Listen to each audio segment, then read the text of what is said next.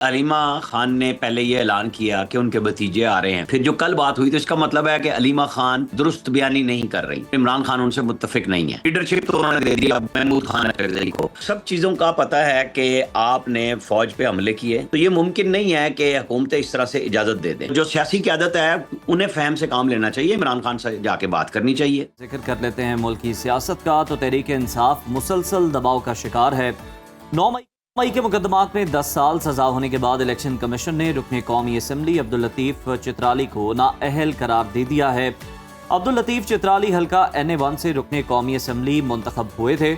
अलीमा खान ने कहा है कि पंजाब के अपोजिशन लीडर के बाद अब कौमी असम्बली में अपोजिशन लीडर उमर अयूब को भी नाअहल करने की तैयारी की जा रही है और खदशा ये है कि 75 अरकान असम्बली को नाअहल किया जा सकता है। इलेक्शन कमीशन ने कौमी असम्बली और सूबाई असम्बली की 3 नशिस्तों पर ज़िमनी इंतखाब का शेड्यूल भी जारी कर दिया है।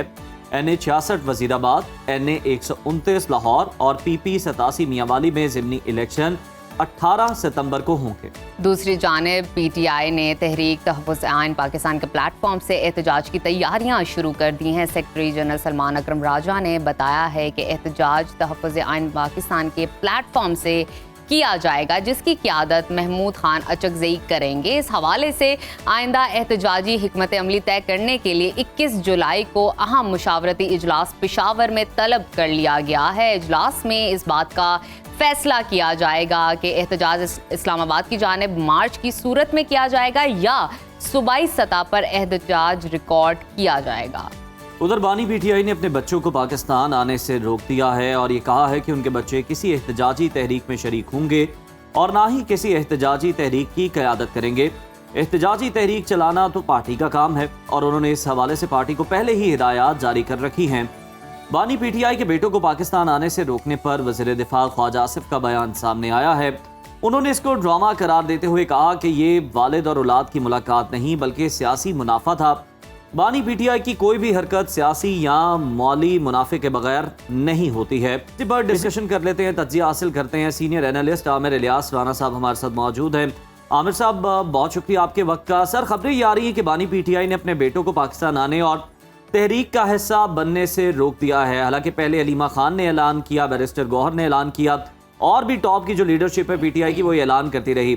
आखिर अब उनको रोकने से क्या मुहर्रिकात है इस फैसले के पीछे? और अगर ख्वाजा आसिफ साहब के बयान को भी देखा जाए तो ये जो अगर ड्रामा ही है जो कि ख्वाजा आसिफ कह रहे हैं, तो इससे क्या हासिल करना मकसूद था? देखें, इशू ये है कि अलीमा खान ने पहले ये ऐलान किया कि उनके भतीजे आ रहे हैं और तासुर बना के वो 5 अगस्त की तहरीक को कामयाब करने आ रहे हैं। पहले वो अमेरिका जाएंगे, फिर यहाँ आएंगे। फिर जो कल बात हुई तो इसका मतलब है कि अलीमा खान दुरुस्त बयानी नहीं कर रही, वो ठीक बात नहीं कर रही और इमरान खान उनसे मुत्तफिक नहीं है। जो कल उन्होंने इनकार किया, इसका मतलब है कि अलीमा खान की बातें इस काबिल नहीं है कि उनके ऊपर बहुत ज़्यादा तबसरा किया जाए। कि जब बहन भाई, ज़ाहिर है 2 बहनें मिल रही थी इमरान खान साहब को और फिर तीसरी बहन बयान करती थी, यानी अलीमा खान आके प्रेस टॉक करती थी और कहीं कहीं नौरीन खान भी गुफ्तगू कर लेती हैं। लेकिन अब जो इमरान खान की तरफ से कल ये आया कि उनके बच्चे जो हैं वो लीड करने नहीं आ रहे, तो क्लियर है कि ये बहन भाई भी आपस में एक नहीं है। तो ये तो मसला है। तो फिर ये लोगों को क्या बताने चले हैं कि सिर्फ लोगों के बच्चे आके तहरीक चलाएंगे? अगर ये तहरीक पाकिस्तान के लिए है, मुल्क के लिए है, तो इसमें पूरी फैमिली कैसे पीछे हट सकती है कि लोगों को, बच्चों को लाएं, वो जेलों में चले जाएं? और आप यही काम इमरान खान नहीं करते थे कि नवाज शरीफ के बच्चे बाहर हैं और ये क्या कर रहे हैं, जबकि जो नवाज शरीफ की बच्ची जो सियासत में थी वो ना गई और वो बैठी रही और उसने तहरीक चलाई अपने वालिद के लिए, अपनी वालिदा के साथ मिलके भी और बाद में भी चलाई।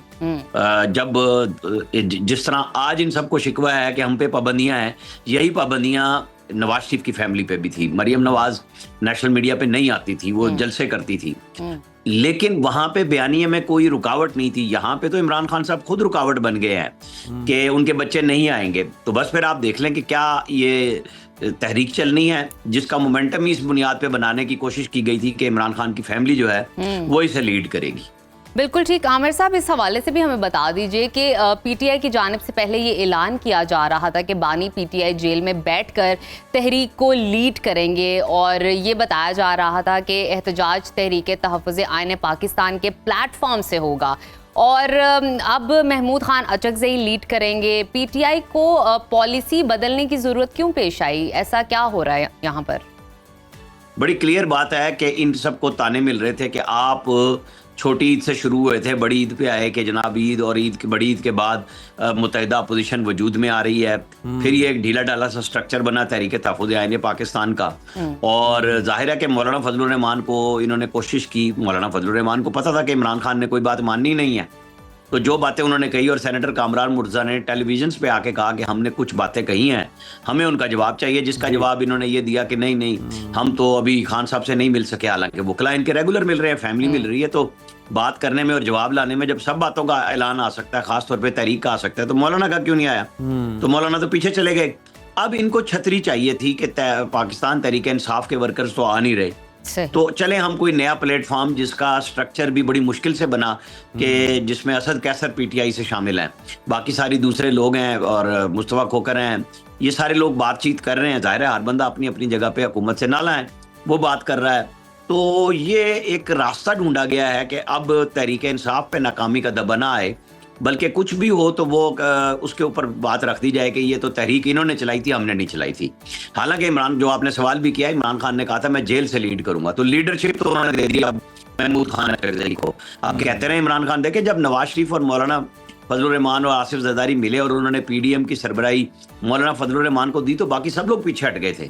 फिर सिर्फ मौलाना फजलुर रहमान गरज रहे थे, बरस रहे थे, जलसों की क़यादत कर रहे थे, तो फिर बाकी सब लोग खामोश हो गए थे। लेकिन यहाँ पे तो रोजाना इमरान खान ही बात कर रहे होते हैं, लेकिन छतरी उन्होंने एक काबू की है कि ये कह सकें कि इस दफा की अजीमत जो है पाकिस्तान तहरीक इंसाफ को नहीं हुई, इसके अलावा तो कुछ नहीं है यहाँ पे। बिल्कुल ठीक है। आमिर साहब, बैरिस्टर सैफ कहते हैं कि 5 अगस्त को हुकूमत को बड़ा सरप्राइज दिया जाएगा। एहतजाजी तहरीक के मामले पर वैसे इस सूरत हाल के अंदर बड़ा सरप्राइज हो क्या सकता है? देखिए, अब बैरिस्टर सैफ बड़े अच्छे हमारे ताल्लुक वाले हैं, क्या उनकी बात पे इस तरह तबसरा करें? इनके जो लीडर हैं, यानी जो वजीर आला हैं खैबर पख्तूनख्वा, जिनकी कैबिनेट में ये शामिल हैं, उन्होंने तो बहुत बड़े बड़े दावे किए हुए हैं, तो क्या निकला? कभी 12 जिले, कभी हरिपुर, तो चले कुछ करके तो दिखाए ना, फिर ही बात की जा सकती है ना, अब उसके ऊपर क्या तबसरा करें। अच्छा, तहरीक इंसाफ ने पुरअमन एहतजाज का ऐलान कर दिया है, जो कि वो हमेशा ही करते हैं। क्या पंजाब हुकूमत 5 अगस्त को मीनार पाकिस्तान पर जलसा करने की इजाज़त देगी? देखें, सब चीज़ों का पता है कि आपने फौज पे हमले किए 9 मई को, उसकी सजाओं का अमल शुरू हो चुका हुआ है और बड़ी क्लियर कट एक पॉलिसी आ चुकी भी है कि आपको माफ़ी मांगनी थी, आपने माफ़ी नहीं मांगी और उसके बाद सियासी क़यादत से मुज़ाकरात करने थे। तो ऐसे जो मुजाहरे जिनको पुरअमन कह के 26 नवंबर कभी किया जाए, कभी कुछ किया जाए, तो ये मुमकिन नहीं है कि हुकूमतें इस तरह से इजाज़त दे दें। वो अगर देनी होगी इजाज़त तो किसी शहर के दूसरे हिस्से में, जैसे पहले भी लाहौर में दी गई थी, इस्लामाबाद में दी गई थी, उस तरह की तो मुमकिन है। लेकिन ये जो मुकम्मल तौर पे सियासी एक्टिविटी मांग रहे हैं वो इनको नहीं मिल रही, और ना मुझे मिलती फौरन नज़र आ रही है। आमिर साहब, जिस तरह से हम देख रहे हैं कि बहुत सारे जो अरकान हैं तहरीक इंसाफ के, वो अब नाअहल हो रहे हैं, जो कि सज़ा याफ्ता हैं, और 75 तक जो है ये बताया जा रहा है। लीमा खान ये कह रही हैं कि ये अरकान जा सकते हैं, उमर अयूब की भी बारी है, उन पर भी बहुत सारे केसेस हैं। ये सिलसिला कहाँ पर रुकेगा? ये नंबर एग्जैक्ट कहाँ तक जा सकता है? देखिए ना, अभी तो फैसलाबाद का इस हफ्ते में मुतवक्को है फैसला कि वो आ सकता है। वहाँ पे 19 मेन लीडर शामिल है। लाहौर में काफ़ी मुकदमात हैं, GHQ हमला केस है जो पेंडिंग है इस वक्त ज़ेरे इल्तवा अदालत के अंदर। बहुत सारी ऐसे इश्यूज हैं जिनको तय होना है और सजाएं अपनी मंतकी अंजाम की तरफ, यानी अदालतों के जो फैसले हैं वो आने वाले हैं। सुप्रीम कोर्ट में गए और वहाँ पे जब जमानतों का मसला आया, पंजाब गवर्नमेंट ने अपील की, तो उसके जवाब में आया कि चलें हम इकट्ठा कर रहे हैं सबको और आप 4 महीने में इंसदाद दहशतगर्दी की अदालतें फैसला दें।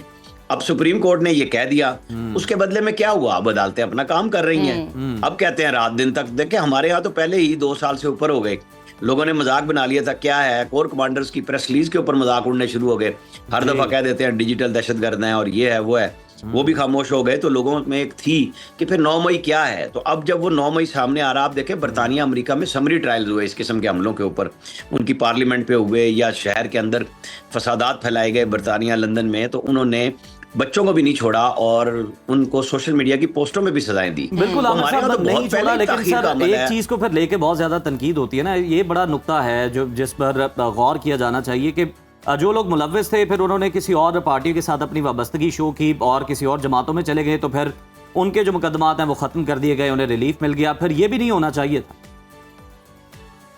बड़ी क्लियर पॉलिसी DGISPR ने बताई कि आप माफ़ी मांगेंगे, सिद्ध के दिल से मांगेंगे तो आपको माफ़ भी कर दिया जाएगा, और आपको जो सियासी बातचीत करनी है वो हुकूमत से करें। तो जिन लोगों के ऊपर नाम आए और उन्होंने माफ़ी मांगी, पार्टी छोड़ दी, उनको एक पब्लिक पॉलिसी दी गई थी ना, कोई छुपा के तो नहीं दी गई थी कि ये इन लोगों को माफ़ी मिलेगी और इनको नहीं मिलेगी। वो माफ़ी की बात तो स्टेट की तरफ से ओपनली की गई थी। मेरा नहीं ख्याल कि उसमें कोई अबहम है।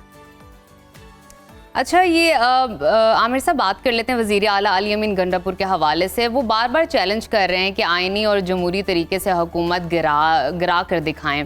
आपको क्या लगता है कि गंडापुर साहब क्यों बार बार ये चैलेंज कर रहे हैं, इस तरह के चैलेंजेस क्यों दिए जा रहे हैं? नहीं, देखे, मैंने वो गुफ्तगू कल सुनी थी, वो तो सवाल हुआ था, तो उस पे उन्होंने कहा कि गिरा के दिखाएं, तो वो इमरान खान की गवर्नमेंट भी गिर गई थी। तो जब वक्त आएगा तो वो भी सामने आ जाएगी। तो जब तक वो वज़ीर आला है तो उनका ये सियासी हक है कि वो कहें कि मेरी हुकूमत गिरा के दिखाओ, मैं बड़ी पुरअमन मेजॉरिटी जो है टका के 93 लोगों की रखता हूं और मुझे कौन निकाल सकता है। तो गवर्नमेंट के मुखालिफ लोगों के पास अभी 21 मेंबर्स की कमी है। तो जिस दिन वो कमी पूरी कर लेंगे अपने तय, वो समझेंगे कि उनके पूरे नंबर्स हैं और कहीं नहीं जाएंगे, वो अदम इत्मीनान की तहरीक ले आएंगे। या उन्होंने साथ अगला फिक्रा भी कहा कि ना अहल ना कराएं, मुकाबला करें सियासी मैदान में। अगर अली अमीन को किसी 9 मई वाले केस में सजा हो जाती है, किसी और में हो जाती है, तो ऑटोमेटिकली वो नाअहल हो जाएंगे। तो वो भी तो गवर्नमेंट जाने का एक तरीका है ना कि नया वजीर आला तो फिर मुंतखब करना पड़ेगा आपको। सजा हो जाती है और स्टे नहीं होता उसके ऊपर, बस इतनी सी बात है। अच्छा सर, ये नाअहलियों से मुतालिक एक ज़िमनी सवाल है। जमशेद दस्ती साहब जो हैं वो ये कह रहे हैं कि मैंने अपील की हुई है, कई महीनों से मेरी अपील पड़ी हुई है, लेकिन उस पर कोई सुनवाई नहीं हो रही। लेकिन दूसरी तरफ जो है वो हल्के में डेट भी आ चुकी है इलेक्शन के हवाले से। ये क्या मामला है सर? देखें, पहले सारों का जोर था कि जी चित्राल वाली सीट पे ज़िमनी इलेक्शन नहीं अनाउंस किया गया, बल्कि उनको बुलाया गया है, उनका जवाब ले रहे हैं। अब वो कल वो भी हो गया, सारा भी आपने बताया भी। तो तरतीबवार चीज़ें तो मरहलावार बढ़ रही हैं आगे। बिल्कुल ये काम अदालतों का है, अदालत जाने और जमशेद दस्ती साहब जाने। इतनी बड़ी वकला की टीम है जो सारे के सारे सियासत कर रहे हैं, तो इन्हें वकला करने चाहिए, अदालतों में जाके केसेस को लड़ना चाहिए। क्योंकि इमरान खान साहब ने खुद ये किया है कि जो टॉप वकला थे उनको सियासतदान बना दिया और जो सियासतदान है उनको पिछली लाइनों में बिठा दिया। तो सब एक दूसरे का तमाशा देख रहे हैं। तो आमिर साहब, इस तरह तो फिर बहुत बड़ी जो तादाद है, जो मेजॉरिटी है तहरीक इंसाफ की, अगर यूं ही नाअहलियाँ चलती रही, जिस तरह से आपने अभी ये खबर भी दी कि फैसलाबाद से भी फैसले आ रहे हैं और शहरों से भी फैसले आ रहे हैं, तो फिर तो मेजॉरिटी जो है इनकी PTI के लीडर्स की वो घर चली जाएगी। तो सर फिर मामला कैसे आगे चलेंगे? आपको पहले बाहर नजर आ रहे हैं, कहीं पार्लियामेंट में मौसर किरदार नजर आ रहा है? आए, हंगामा किया, बाइकआउट किया और चले गए। गवर्नमेंट को तो फुल फेवर मिल जाती है जब पार्लियामेंट में आप टिका के बजट के ऊपर खड़े रहते, आखिरी दिन तक तमाम कटौती की तहरीकों पे हुकूमत को जिज करते। आपने और हमने जिज करते तो नहीं देखा, बल्कि हुकूमतें फिर मिन्नत करती हैं कि भाई मुख्तलिफ वजारतों पर छोड़ दें। जब आपने अपोजिशन ने सियासी लड़ाई लड़नी है तो क्यों माफ करते हैं आप? गवर्नमेंट को टिकाएं कि जनाब आप कानून साजी और आइन साजी के लिए तो रात तक बैठ सकते हैं, तो बजट के लिए भी बैठेंगे, बिल्कुल आराम के मुताबिक काम हुआ। तो जो सियासी क़यादत है उन्हें फहम से काम लेना चाहिए। इमरान खान से जाके बात करनी चाहिए कि लीडरशिप को राइट दें, वो जो बाहर बैठी हुई है वो फैसले कर सके। लेकिन जब इमरान खान किसी पे ट्रस्ट ही नहीं करते, और यही मसला उनके लिए सबसे बड़ा बना हुआ है कि 5 अगस्त को उनके 2 साल हो जाएंगे जेल में पूरे, और उस पर वो समझते हैं तहरीक उरूज पे होगी। तो आप और हम सब के लिए यही होगा ना कि कौन सा सरप्राइज है और कौन सी तहरीक होगी वो 5 को, और आपको और हमें सबको पता चलेगा, दुनिया को भी पता चलेगा कि कितना बड़ा सियासी क़यादत को फहम से काम लेना चाहिए, और दूसरी जानिब से भी थोड़ी सी स्पेस जो है वो देनी चाहिए, क्योंकि ऑब्वियसली सियासतदान है और ऑपोजिशन होगी तो ही असेंबली चलती है। बहुत शुक्रिया आपका आमिर इलियास राना साहब हमारे साथ मौजूद थे।